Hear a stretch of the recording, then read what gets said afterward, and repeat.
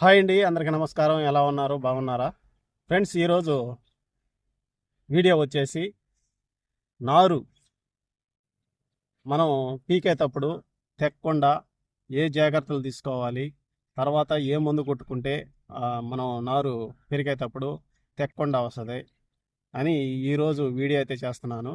నా video last వరకు చూడండి, చూసి ఒక్క లైక్ చేయండి ఫ్రెండ్స్. సరే ఫ్రెండ్స్, వీడియోలోకి అయితే వెళ్దాం. ఎక్కువగా ఈ ఖరీఫ్ సీజన్లో వచ్చేసి నారు మనం పెరిగేటప్పుడు తెగిపోతుంటాయి. ఎక్కువగా ఈ ఖరీఫ్ సీజన్లోనే ఈ నారు తెగే అవకాశం అయితే ఉంటుంది. ఎక్కువగా KNM 733 అనే వరి రకం ఎక్కువగా నారు తెగే అవకాశం ఉందన్నమాట. ఇప్పుడు మా ఏరియాలో కూడా ఎక్కువగా 733 తర్వాత KNM 1638 ఈ 3 రకాలు వరి వంగడాలు అయితే వేస్తున్నారండి. ఇప్పుడు నేను చాలా దగ్గరలో అయితే చూశాను. అంటే మేము పనికి వెళ్తుంటాం కాబట్టి అట్టేటప్పుడు ఈ నారు ఈ 733 KNM 733 పెరిగేటప్పుడు చాలా వరకు తెగిపోతుందండి. దానికోసంగా మనం తీసుకోవాల్సిన జాగ్రత్తలు నేను కొన్ని అయితే మీకైతే తెలియజేస్తాను. ఫస్ట్ మనం విత్తనాలు చల్లిన కాడించి కొన్ని జాగ్రత్తలు అయితే తీసుకోవాలి. ఏంటంటే ఫస్ట్ విత్తనాలు చల్లినప్పుడు 2 కలగర్లు 3 కలగర్లు వేస్తాం కదా. అంటే కలగర వేస్తాం, తీస్తాం.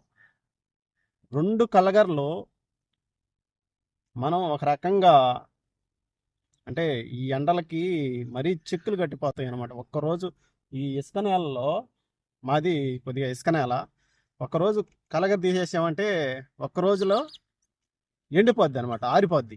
తెల్లారే మనం కలగరేయాల, లేకపోతే మోము ఎండిపోద్ది, నారుగాయ కూడా బద్దలుగా పగిలిపోవటం అవి అయితే చేస్తుంది. అవి అయితే జరుగుతూ ఉంటాయి.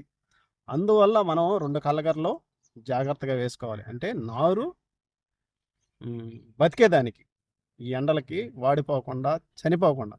తర్వాత వచ్చేసి మనం నీళ్లు నిలగడతాం అన్నమాట. 3వ కలగర్లో నీళ్లు నిలగడతాం. నీళ్ళు నిలగట్టి యూరియా అయితే చల్లుకుంటాం.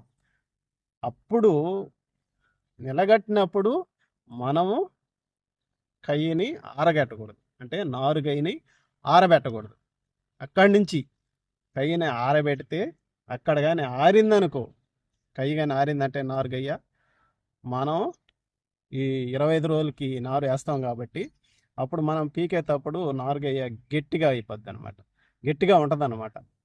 అందువల్ల మనం పెరిగేటప్పుడు కూడా నారు తెగిపోయే అవకాశం 100% ఉంటుంది. అందుకని మనం నీళ్లు నిలగట్టినప్పుడు ఒకవేళ ఆరబెట్టాలనుకున్నా నీళ్లు తీసేసిన మాట కొద్దిగా, అంటే బురదగానే ఉండాలి కయ్య. మళ్ళీ గట్టిగా ఆరగట్టకూడదు. గట్టిగా ఆరగడితే ఈ సమస్య అయితే వస్తుందండి, నారు తెగిపోవటం. సలహా అయితే మీకైతే ఇచ్చాను. తర్వాత వచ్చేసి అప్పుడు కాలంలో నారు తెక్కకుండా జిప్సం చల్లేది. అంటే మనం నారు పెరికే 3 రోజులకి 2 రోజుల ముందు జిప్సం చల్లేది అనమాట. జిప్సం చల్లినప్పుడు భూమి ఉలవరిచ్చేసేదనమాట. ఉలవరిచ్చేసినప్పుడు మనం నారు పెరికినప్పుడు తెక్కకుండా వచ్చేదనమాట.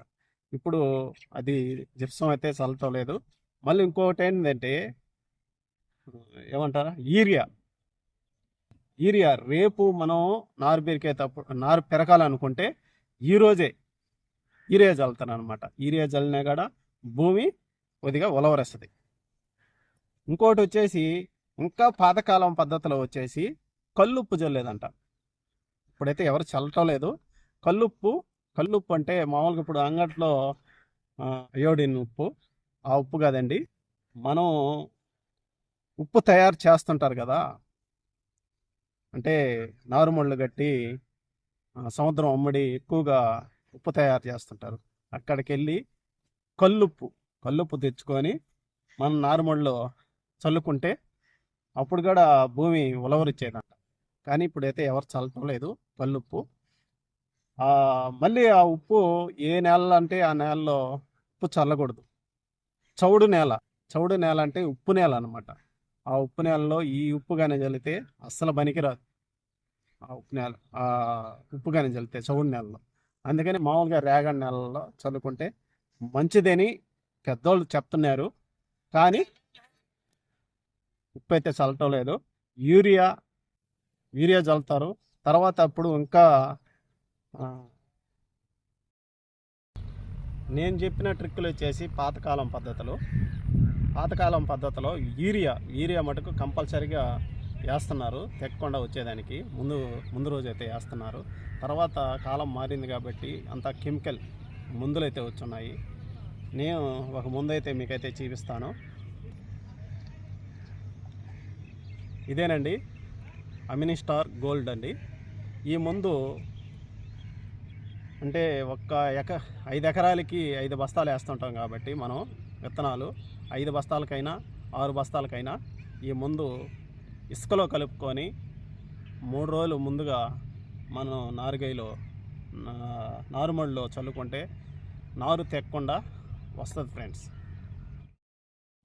నారు తెక్కకుండా ఏం చేయాలో మీకైతే తెలియజేశానండి. నా వీడియో మీకు యూజ్ఫుల్గా ఉంటే ఒక్క లైక్ చేయండి ఫ్రెండ్స్. ఛానల్ కొత్తగా చూస్తున్న వారు సబ్స్క్రైబ్ చేసుకోండి. తర్వాత మంచి వీడియోలో కలుసుకుందాం. బాయ్.